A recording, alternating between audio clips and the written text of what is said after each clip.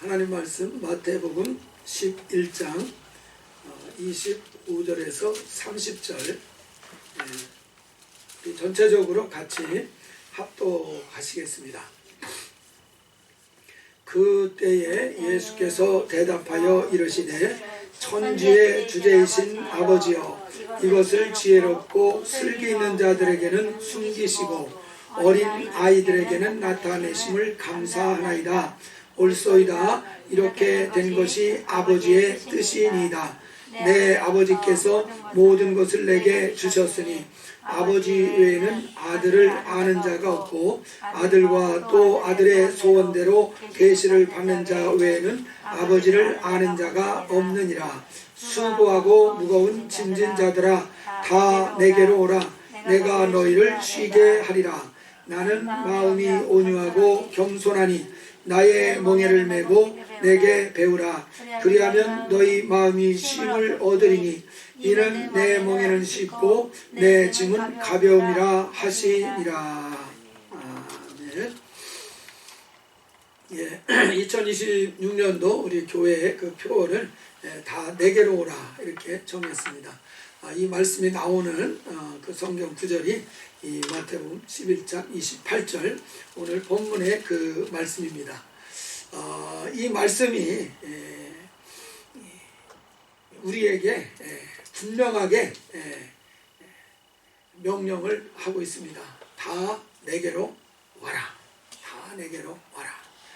특별히 오라고 하는 그 초청 대상을 여기에서 설명을 하고 있는데, 수고하고 무거운 짐을 진 사람들아. 세상에 수고하고 무거운 짐을 진 사람은 없으리라고 저는 봅니다. 그래서 모든 사람이 사실은 초청 대상에 해당할 것입니다. 수고하고, 영어로 weary라는 단어 쓰는데, 이 weary라는 단어, 너무너무 수고하고 힘을 써서 아주 지쳐져 버린 그 상태, 그게 이제 weary의 상태죠. 이런 사람, 또 무거운 짐을 진 사람, 육체의 생활고를 해결하느라고도 큰 무거운 짐입니다. 근데 그것만이 아니라 우리는 또 마음의 무거운 짐을 느낄 때가 많습니다. 죄악의 짐이 사실은 육체의 짐보다 더 마음을 짓눌러서 무겁게 하는 그런 경우도 많이 있습니다. 그래서 이렇게 무거운 짐을 진 사람들을 누가 초청을 하십니까? 예수 그리스도께서 내게로 와라 그랬습니다. 다른 데로 가지 말고 나한테 와라 이렇게 말씀하셨습니다. 만약에 예수님이 무력한 분, 아무 능력도 없고 무능한 이런 그 분이라고 한다 그러면 이분이 내게로 와라, 내가 해결해 줄게 하는 이런 말은 뭐라 그러나요? 헛소리에 지나지 않을 것입니다. 그런데 예수님이 아주 유능하시고 굉장히 능력 있는 이런 분이시라고 한다면은 그런 분이 나를 도와주겠다고 하니까 이건 굉장히 고맙고도 감사한 일입니다. 그래서 우리가 예수님이 무능하신 분이면은 우리를 희롱하는 말이 될 것이고, 예수님이 유능한 분이시면은 이거는 굉장히 우리에게는 기회가 되는 아주 고마운 그런 그 말씀이 될 것입니다. 그래서 우리는 다시 한번 예수님이 누구신지 이 시간 좀 분명하게 확인을 해봤으면 좋겠습니다.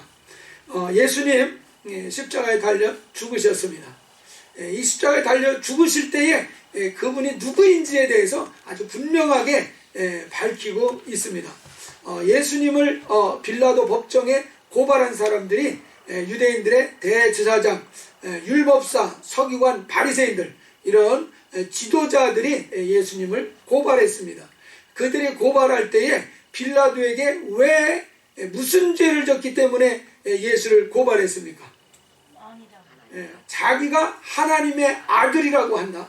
그래서 자기가 왕이라고 한다.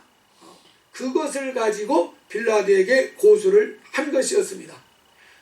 빌라도도 왕이라고 한다 그러면은 그 당시에 이 왕이라고 하는 대상은 이 가이사, 로마 황제가 왕인데 다른 사람이 왕이라고 이렇게 나선다고 하면은 황제를 대항하는 것이기 때문에 빌라도도 그냥 둘 수는 없는 일인 것입니다. 그렇기 때문에 이 사실을 잘 아는 이 유대인의 그 지도자들이 바로 예수는 자기가 왕이라고 한다, 하나님의 아들이라고 한다. 그래서 빌라도에게 고발을 했습니다. 그러니까 대제사장이나 이런 종교 지도자들은 예수님으로부터 하나님의 아들이라는 말을 들은 것입니다. 그리고 그 말이 잘못됐다, 틀렸다, 그래가지고 예수를 처단하기 위해서 빌라도 법정에 고발을 한 것이었습니다. 그래서 빌라도도 예수를 십자가에 매달을 때에 죄의 패를 거기다가 달았습니다. 거기다가 뭐라고 썼습니까? 유대인의 왕이라고 이렇게 죄패를 붙였습니다. 그러니까 유대인의 왕이라는 그 말은 그가 하나님의 아들이라고 주장하는 것과 같은 의미가 들어 있습니다. 그러니까 대제사장, 율법사, 바리새인 이런 많은 사람들도 예수가 자기를 하나님의 아들이라고 주장을 했다라는 것을 알고 그것이 틀렸다라고 어쨌든 그들은 판단했지만은 분명히 예수가 하나님의 아들이라고 이렇게 말한다는 것을 그들도 인정을 하고 있습니다. 빌라도도 예수는 자기가 하나님의 아들이라고 인정하는 것에 대해서 그것을 틀린 것이 아니라 맞다라고 이렇게 그도 인정을 했습니다. 그러나 헛소리라고 이렇게 그들은 생각을 했던 것입니다. 그런데 12사도들 같은 경우에는 가이사랴 빌립보에서 신앙 고백을 할 때 뭐라 그럽니까? 주는 그리스도시요 살아계신 하나님의 아들이십니다. 분명히 12사도들은 그분이 하나님의 아들이시라고 고백을 했습니다. 예수님도 이 고백을 들으시고 바요나 시몬아 내가 복이 있도다, 이를 내게 알게 한 이는 혈육이 아니라 하늘에 계신 내 아버지시니라. 그래서 예수님도 여기서도 자신이 하나님의 아들이라는 사실을 인정을 했습니다. 이렇게 예수가 하나님의 아들이라고 하면 그냥 보통 한 평범한 청년이 아니라 하나님의 아들이라고 하면은 능력 있는 분 아니겠습니까? 그분을 이제 사도 바울도 강력하게 하나님의 아들이라는 사실을 증거했습니다. 그가 이방인들에게 서신을 쓴 것 중에 로마서가 있습니다. 그 로마서를 통해서 이방인들에게 예수를 소개하는 말씀입니다. 그의 아들에 관하여 말하는 육신으로는 다윗의 혈통에서 나셨고, 유대인이라 이 말이죠. 성결의 영으로는 죽은 자들 가운데서 부활하사 능력으로 하나님의 아들로 선포되셨으니 곧 우리 주 예수 그리스도시니라. 바울 사도도 이 로마 사람들에게 확실하게 증거해주는 사항이 뭡니까? 예수 그리스도는 하나님의 아들이시다. 그 아들이신 분명한 증거로서 하나를 들고 있는 것이 죽은 자 가운데서 살아나셨다. 부활하심으로써 하나님의 아들이라는 사실이 아주 능력으로 이제 증명이 됐다라는 것을 이렇게 증거해주고 있습니다. 그래서 오늘날에도 예수의 무덤만큼은 찾을 수가 없습니다. 무덤이 없습니다. 성인이라고 하는 모든 사람들이 다 무덤을 남기지 않았습니까? 공자의 무덤도 있고 또 석가모니의 무덤도 있습니다. 또 이 이슬람교의 그 마호멧 같은 경우도 무덤이 있습니다. 그러나 예수님은 무덤이 없습니다. 부활하셨기 때문에, 시체가 없어졌기 때문에 그의 무덤은 없습니다. 바로 이러한 증거들을 우리가 종합해서 살펴보면 그분은 하나님의 아들이시라는 것이 아주 분명하다는 사실입니다. 하나님의 아들이시니가 내게로 와라, 이렇게 말한다면 이것은 굉장히 우리에게는 고마운 일이 아닐 수 없습니다. 근데 그를 하나님의 아들로 인정하지 않으면은 그게 별로 그렇게 고마운 얘기가 아닙니다. 어떻게 보면 오히려 부담스러울 수도 있습니다. 그러나 그분이 하나님의 아들이시라는 것을 많은 사람들이 증거하고 그 증거를 우리가 받아들이기만 한다면은 그분이 내게로 와라 하는 이 말은 엄청난 기회요, 엄청난 축복이 된다는 사실입니다. 우리가 주님이 분명히 말씀을 하십니다. 내게로 와라. 그럼 어떻게 해주신다고 그렇습니까? 우리 분명히 28절에 보면은 수고하고 무거운 짐진 자들아 다 내게로 와라. 그러면은 내가 너희를 어떻게 해줘요? 쉬게 해주겠다 그랬습니다. 안식을 주시겠다는 것입니다. 안식하려면은 모든 일들이 순탄하게 잘 돼야 안식할 수 있는 거 아닙니까? 모든 일들이 다 그냥 꼬이고 힘들고 어렵고 그러면은 자연스럽게 고민이 막 일어나는 거 아닙니까? 우리 윤희령 장로님이 입원을 하시니까 그냥 박병선 목사님이 어쩔 줄을 모르셔가지고 어떻게 하냐 한절부절 못하십니다. 그러면은 안식이 없는 것, 자연스럽게 안식을 잃어버리게 되는 거 아닙니까? 바로 치료를 받고 건강을 얻고 모든 일들이 잘 되고 또 필요한 것에 넉넉하게 채워지고 그래야 안식이 있고 평안이 있는 거 아닙니까? 저는 그런데 여러분들은 안 그런가요? 그래야 안식이 있다는 것입니다. 그러니까 여기서 이제 너희를 쉬게 하리라 하는 이 말은 이 말 속에 무슨 의미가 들어있습니까? 너희들을 안식할 수 있는 환경을 다 만들어 주시겠다 이 말인 줄 믿으시기 바랍니다. 그러니 이게 얼마나 엄청난 정말 기회를 얻은 것입니까? 그래서 그분 앞에 와라, 나한테 와라. 내가 너희들을 안식할 수 있는 모든 환경을 안식할 수 있는 환경으로 만들어 주겠다. 이렇게 약속을 하신 것입니다. 그래서 주님은 구체적으로 안식을 얻는 그 방법, 어떻게 너희들을 안식으로 이끌을 것이냐, 그것까지도 설명을 해주십니다. 29절에 보면은 나는 마음이 온유하고 겸손하니 어떻게 해요? 나의 멍에를 메고 내게 배워라. 그러면 너희 마음이 쉼을 얻을 것이다.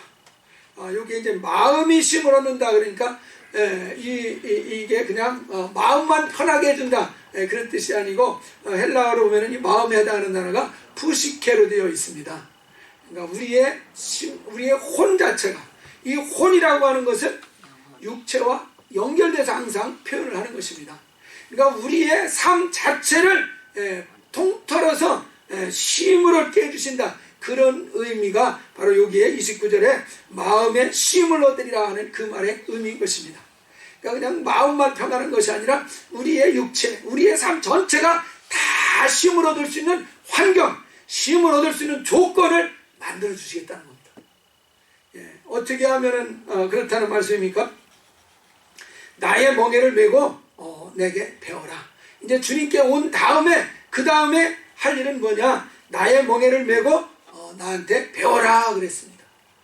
구약 시대에는 이스라엘 백성들에게 율법의 멍에를 줬었습니다.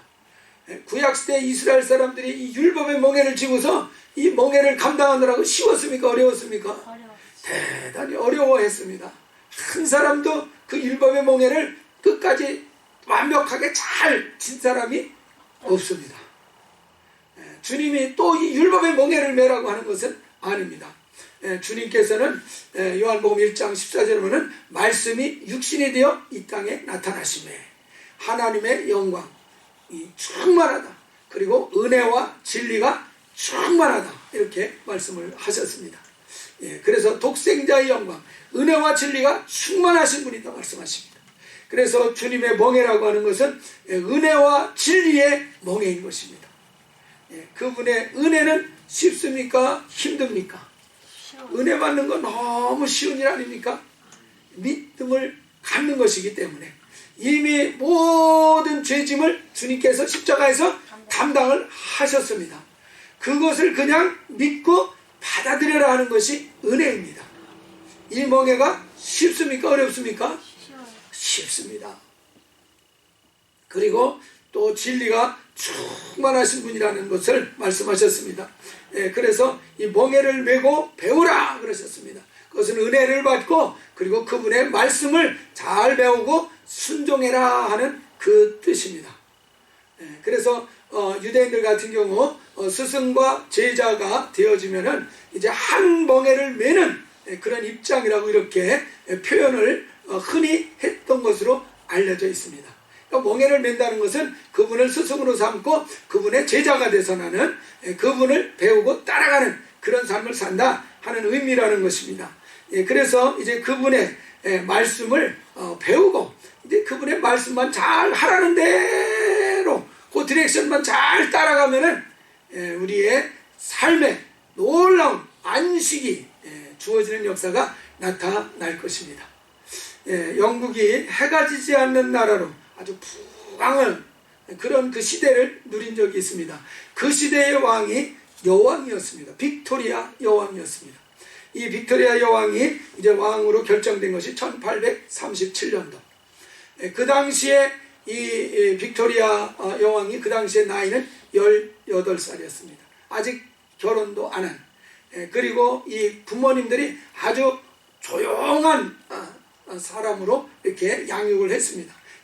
그래서 그냥 조용한 뭔가 성격이 막 활달하고 막 지도력 있게 왕성하게 이렇게 활달하게 활동하는 그런 성격도 아니고 그냥 조용한 성격에 그냥 집에만 들어앉아 있는 그런 성격의 사람이었던 것으로 알려져 있습니다. 근데 왕을 승계할 수 있는 사람이 이렇게 저렇게 죽고 없고 그래가지고 이 조용한 성격의 빅토리아에게 그 왕위가 계승이 되게 된 것이었습니다. 얼마나 부담이 크겠습니까? 어떻게 그 나라를 감당을 하겠습니까?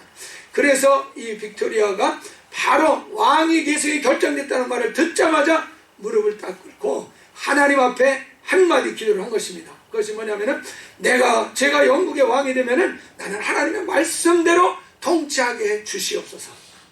자기는 하나님 말씀대로 이 영국을 이끌어갈 것이다 하는 그런 그 고백을 하고 그러한 기도를 드렸습니다. 그리고 나서 항상 성경을 읽으면서 성경이 말씀하신 대로 그냥 하는 겁니다. 그러다 보니까 놀라웠게 유능한 남자들이 주변에 많이 그에게 이제 가까이 오게 되어지고 그 사람들에 의해서 굉장히 놀라운 정말 이 나라가 풍강해지는 그런 역사가 펼쳐진 것으로 이렇게 알려져 있습니다. 그래서 너무나 나라가 부강하고 이 황제는 보니까 그냥 별로 하는 거 없는 것 같은데 사람들을 이렇게 따라서 잘 보필을 하고 이런 걸 보면서 어떻게 이 사람들을 다 통치를 하시고 다 이끌어 가십니까 하니까 그 자리에서 성경에 손에 성경을 들고 있었는데 성경을 딱 내면서 이게 내 비결입니다. 이게 내 비결입니다. 한마디 딱 한 것입니다. 그래서 진짜 그 성공의 비결은 요 성경 안에 있다라고 이렇게 말씀을 한 것입니다. 여러분 한 나라를 통치하는 데 있어서 말씀대로 했더니 이렇게 부강한 나라로 아주 연약한 여자가 64년 동안 이끌어갈 수 있다고 한다면 우리도 성경의 말씀대로 주님이 말씀하신 대로 여기에서 보면은 나의 멍에를 메고 내게 배워라 하신 대로 그 말씀을 잘 배우고 이제 그 말씀대로 순종해 나아가면 우리의 삶도 대영 제국처럼 번성하는 역사가 나타날 줄 믿습니다. 안 믿어지시는가 봐요. 이 빅토리아 여왕이 분명하게 입증을 해준 것입니다. 분명하게 입증을 해준 것입니다. 그래서 정말 해가 지지 않는 나라 같은 엄청난 부강한 나라로 일구었던 것이 다른 것이 아니라 이 말씀 하나 가지고서 그런 놀라운 역사를 이루어낸 것입니다. 우리가 살고 있는 미국 나라가 또한 증인이 되지 않습니까? 미국이 처음에 세워질 때 여러분 다 아시지 않습니까? 청교도들이 핍박을 피해서 와가지고 다른 것이 아니라 우리는 마음껏 하나님을 섬길 수 있는 이 신앙의 자유를 보장하는 그 나라를 세우자 해가지고 하나님을 섬기는 그 일을 아주 중심에 놓고 그 일을 할 수 있는 자유를 보장하는 그런 나라를 세웠습니다. 그랬더니 한 200년, 300년이 채 되지 않아서 세계에서 가장 부강한 이런 엄청난 나라로 이제 세워지는 이런 역사가 나타났습니다. 어떻게 이렇게 하나님이 나라를 세워주셨겠습니까? 그 말씀대로 그대로 따라서 하니까. 근데 가만히 보세요. 미국이 이제 1963년도에 공립학교에서 성경 공부하는 시간을 폐지시키기 시작하면서 말씀을 조금씩 멀리하는 풍토가 조성이 되지 않습니까? 예? 그러니까 그 다음부터 이 부강한 나라가 확 일어나던 것이 오늘날은 어떻습니까? 예, 조금씩 후퇴하는 느낌이 들지 않습니까? 그러다 보니까 드디어 요번에 뉴욕 시장에 크리스찬이 아닌 무슬림 있는 사람이 당선이 됐습니다. 그 무슨 이제 그 취임 연설을 좀 들어봤습니다. 제가 들어봤더니 야 얼마나 달변인지 그냥 빨려 들어갑니다. 빨려 들어가 사람이. 말도 또박또박 뚜렷뚜렷 확신 넘치게 강하게 확신 넘치게 그냥 얘기를 하니까 이게 그냥 막 빨려 들어가겠더라고요 사람들이. 근데 거기서 하는 이야기가 뉴욕은 뉴욕에 사는 모든 시민들의 것입니다. 뉴욕 belongs to everyone who lives here. 아멘. 아멘은 아니지. 사람들이 그냥 미치는 겁니다. 미쳐. 이 뉴욕이 우리가 살고 있으니까 이거는 우리가 주인이다. 우리가 살고 있으니 우리가 주인이다. 그러니까 우리가 이것을 잘 이제 세워나가야 된다. 얼마나 멋있습니까? 그냥 뉴욕 시민들을 들었다 놨다 하더라고. 그 말을 듣는데 근데 나는 뭔가 이 생각이 들었어요. 여러분 뉴욕에 사는 시민들의 것입니까? 뉴욕이 그 시민들의 것입니까? 아니면 뉴욕이 하나님의 것입니까? 하나님이죠. 잘 생각하셔야 됩니다. 굉장히 다른 것입니다. 이것은 굉장히 다른 것이죠. 여러분 뉴욕에 사람들만 살고 있습니까? 그 안에 우리 주님이 함께하고 계십니까? 주님이 함께하세요.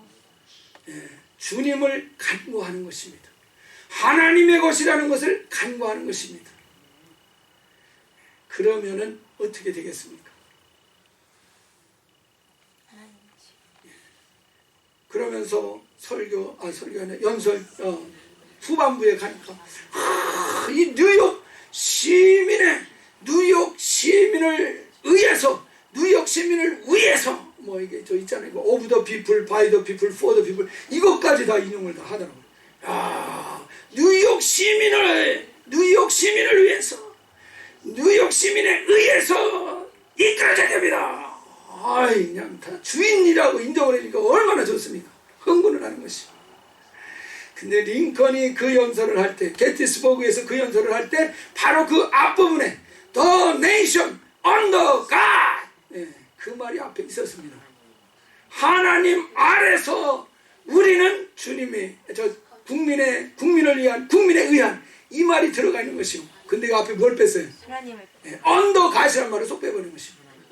멋있죠? 사람들이 그 안에 다 저는 보이더라고요.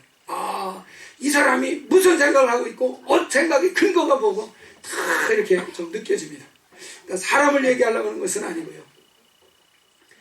하나님께로 오라고 주님은 내게로 와라 그렇게 말씀하십니다. 여러분 우리의 삶이 수고하고 무거운 짐에 사로잡힌 이유가 뭐라고 보십니까? 여러분? 가진 자가 여러분의 것을 빼앗아 가서 여러분이 수고하고 무거운 짐을 진 것 같습니까? 사회주의자는 그렇게 생각을 합니다. 공산주의자들은 그렇게 생각을 합니다. 사회 구조가 문제가 있다고 생각을 합니다. 그러나 우리가 수고하고 무거운 짐을 질 수밖에 없었던 이유가 근본적인 이유가 여러분 무엇입니까? 죄 때문이라는 사실입니다. 하나님의 말씀을 불순종했기 때문이라는 사실을 깨달으셔야 됩니다. 여러분 왜 정말 낙원 에덴 동산을 왜 잃어버렸습니까? 그때 무슨 자본가가 있어서 그들을 수탈해서 이 낙원을 잊어버렸습니까? 아닙니다. 선악을 알게 하는 나무 실과를 먹지 말아라. 먹는 날에는 정령 죽으리라. 주님이 선포를 해놓으셨습니다. 말씀을 하신 것입니다. 근데 그 말씀을 어겼습니다. 불순종을 했습니다. 그랬더니 수고하고 무거운 짐이 지워지는 그런 결과가 생기지 않았습니까? 여자는 수고해서 잉태해서 정말 목숨 걸고 아기를 낳아야 하는 이런 수고의 문제가 생기고 남편의 다스림을 받아야 되는 수고가 생기고 사람은, 남자는 어떤 수고가 생겼습니까? 이마에 땀이 흐르도록 수고해야 그 소산을 먹는 이런 상태가 되어진 거 아닙니까? 그래서 수고하고 무거운 짐이 왜 인간에게 짊어지는 이런 일이 생겼습니까? 말씀을 불순종했기 때문이라는 사실입니다. 원인을 정확하게 진단을 해야지 해결이 정확하게 이루어집니다. 원인을 잘못 진단하고 나서 그 문제에 대해서 해결하려고 하면은 결국은 더 얽히고 성키는 이런 문제가 생기는 것입니다. 우리가 정말 이 공산 이론을 가지고, 공산주의 이론을 가지고 잘 해보려고 하지만은 사실 해결이 안 됩니다. 왜냐? 문제의 원인을 잘못 진단했기 때문에 그런 것입니다. 그러나 정확하게 성경 말씀을 믿고 성경 말씀을 인정하고 성경 말씀대로 주님 앞에 돌아가서 주님의 은혜를 받고 주님의 말씀대로 살려고 했던 그런 나라들은 하나같이 부강하고 강성해졌다는 사실을 여러분 인정하십니까? 아멘. 그렇습니다. 우리가 수고하고 무거운 짐을 지게 된 이유는 다른 것이 아니라 말씀을 떠났기 때문이라는 사실입니다. 말씀을 불순종했기 때문에 수고하고 무거운 짐을 지고 살아야만 하는 인생이 되어버리고 말았습니다. 그러면 이 수고하고 무거운 짐을 해결하려면 어떻게 해야 되겠습니까? 다시 말씀으로 돌아가면 된다는 사실입니다. 우리가 말씀으로 돌아가고 싶어도, 그 에덴 동산으로 돌아가고 싶어도 정말 두루두는 화영검으로 그 입구를 막아버렸습니다. 들어가고 싶어도 못 들어간다는 사실입니다. 죄의 짐을 지고서는 절대로 그곳에 들어갈 수가 없습니다. 그래서 그 죄의 짐을 주님이 대신 짊어져 주신 것입니다. 그래서 이제 예수를 믿으면은 이제 잃어버렸던 그 에덴 동산으로 다시 들어갈 수 있는 그 길이 열린다는 사실을 믿으시기 바랍니다. 바로 그 길을 열어주시려고 우리 주 예수께서 이 땅에 오신 것입니다. 다시 그 에덴 동산의 길을 찾아서 열어주셔서 그곳으로 들어갈 수 있도록 우리를 이끌어 주시고자 다 내게로 와라, 내게로 와라. 그러면 너희가 참으로 쉼을 얻는 길이 열리게 될 것이다.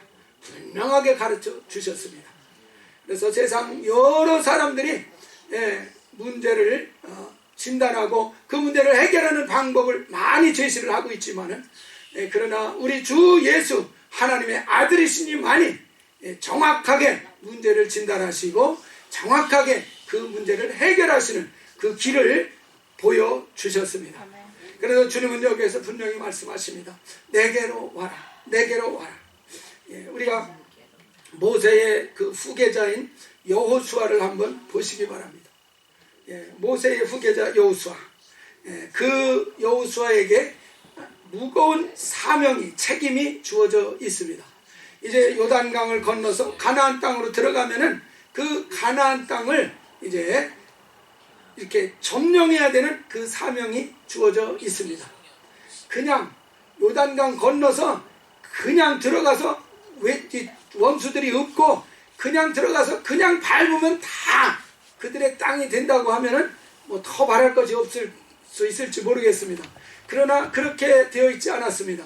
하나님이 주신 가나안 땅이긴 하지만은 들어가서 그냥 접수하는 게 아니라 싸워서 이겨서 접수를 하게 만들어 놓으셨지 않습니까?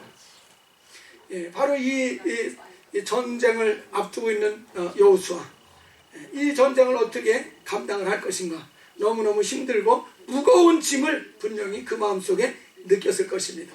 바로 그 여호수아에게 하나님이 길을 보여주십니다. 여호수아 1장 8절에 보면 이 율법 책을 내 입에서 떠나지 말게 하며 주야로 그것을 묵상하여 그 안에 기록된 대로 다 지켜 행하라. 그리하면 내 길이 평탄하게 될 것이며 내가 형통하리라.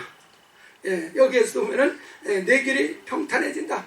그러니까 내가 참 안식을 누리는 삶이 되어질 거다. 이렇게 약속을 하셨습니다. 어떻게 하면 그렇게 된다는 것입니까?